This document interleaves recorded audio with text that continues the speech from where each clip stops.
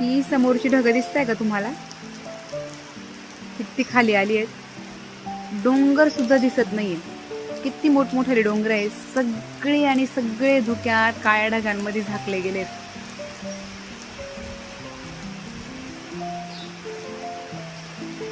गेल्या 2 तासांपासून असा जोरात पाऊस चालू आहे.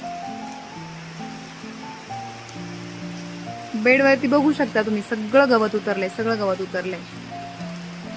बेड करून ठेवले होते टोमॅटोसाठी. पावसाची वाट बघत होतो आणि इथे ना थोडेसे गहू पेरलेत मला औषधासाठी. इकडे छोटी छोटी रोपं दिसत आहेत का 2 तुम्हाला? ते पपई लावलेत, पपई.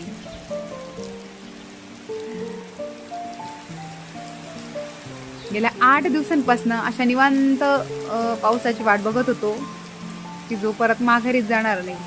आता माहित नाही कधीपर्यंत चालतोय आणि कधीपर्यंत बंद होतोय, पण जो आहे तो खूप छान आलाय. खूप छान वाटतंय. सगळे रस्ते ओले झालेत. सगळीकडे ढग, काळी ढग दिसत आहेत. आकाश बघा कसं पूर्ण भरलंय.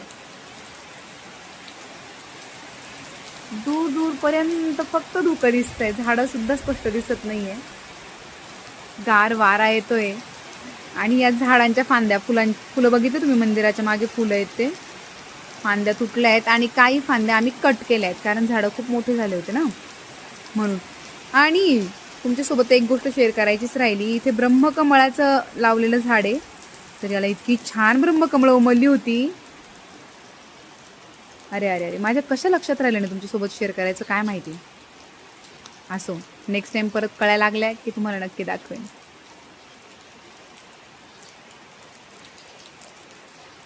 पाऊस आला की गरम गरम भजी खाण्याचं मन होतं.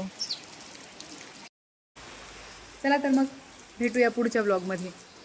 तोपर्यंत बाय बाय. की सांगाई बघा, चिमणताई बसली मस्त लवाला पावसापासून रक्षण करून स्वतःला सांभाळत. आणि इकडे सुद्धा एक चिमणताई आहे, हिच्याकडे तर लक्षच नाही गेलं.